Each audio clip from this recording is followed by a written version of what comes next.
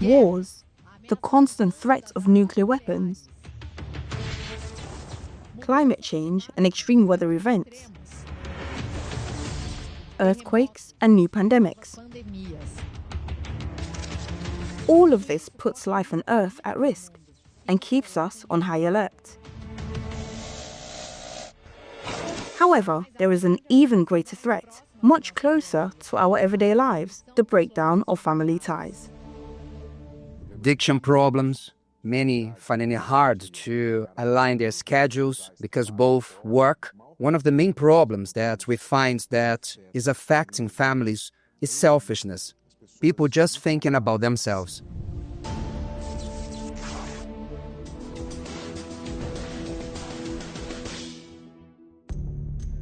Footage of a man taking a child on a bicycle precedes a brutal crime. The murder of a boy in São Gabriel in the state of Rio Grande do Sul. It was a case of jealousy.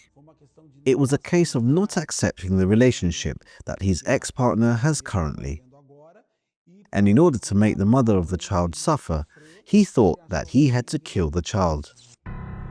5-year-old Theo Ricardo Felber died after being thrown from a 15-meter high bridge.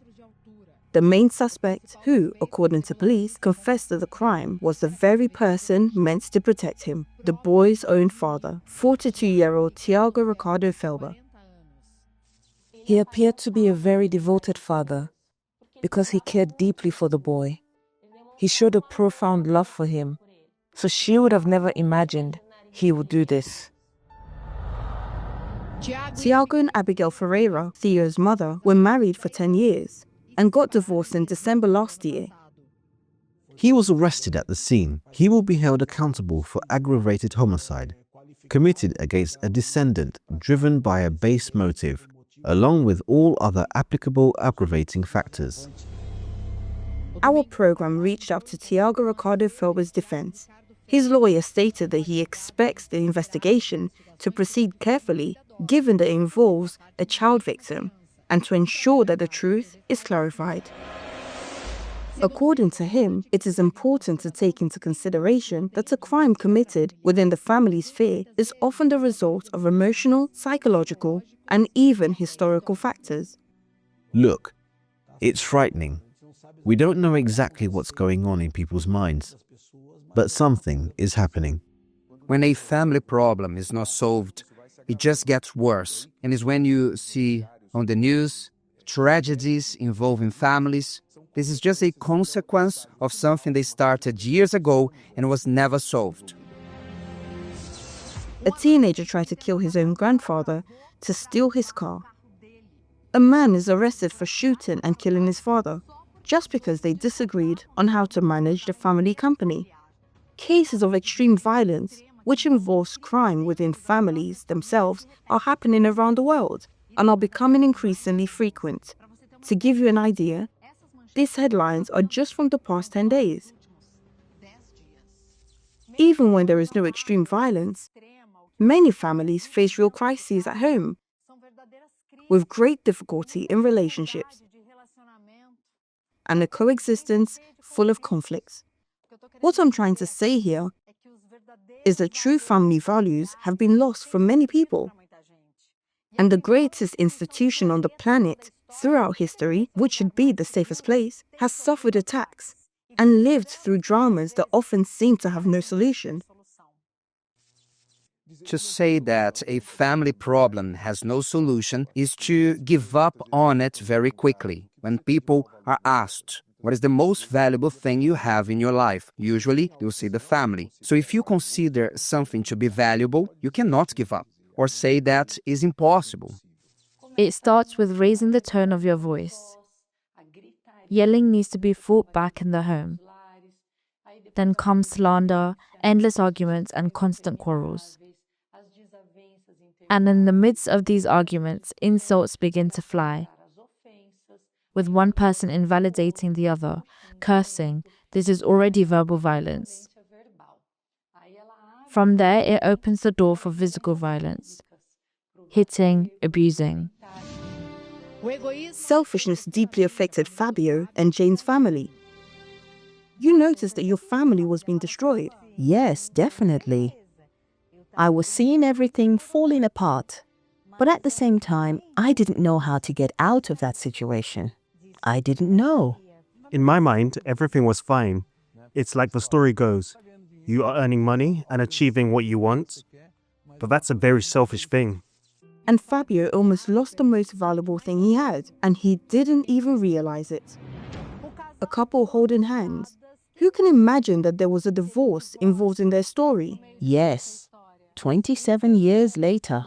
You got divorced, and then you married the same woman again? It's like they say in popular slang, he's nuts to marry the same woman again. It's a joke, but really we started dating again. We went through the whole process as it was meant to be. Fabio was a successful musician, traveling around the world, spreading his musical genre. He didn't even remember that he had a family. It wasn't even in the second plan. It was at the bottom of the list. Yeah, Fabio came first in everything. That was until the divorce came. After being cheated on, Jane decided to get a divorce. The little that he was present at home, it was like he was a visitor. So we didn't have dialogue. We couldn't be like a couple. With the children, they also grew distant. We lost our companionship. There was verbal aggression. There was a lack of appreciation. Then a feeling came over me. Gosh, I'm destroying a story. I'm doing the same thing my dad did. He abandoned my mum and his children, and life continues. I said, no, that's wrong.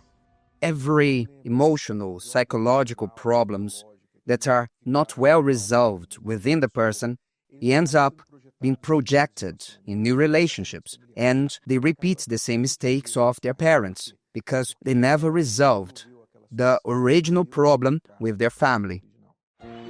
With faith and dedication, Fabio demonstrated that he had repented and won Jane back.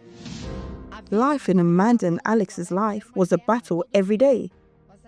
The murder of his brother troubled his thoughts and affected his behavior. We started drinking and going clubbing. I started getting involved with the world of crime. I ended up diving into this world of easy, and she didn't know that I was involved with synthetic drugs. With that, Alex grew apart from Amanda and their children, and when he was at home, it was even worse. I would confront him, pushing and hitting. My life was literally hell. I felt a lot of hatred. Every day that passed, I hated him even more.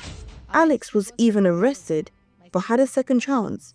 After being released, faith allowed him to rebuild his family. I say, don't give up. If you love, don't give up.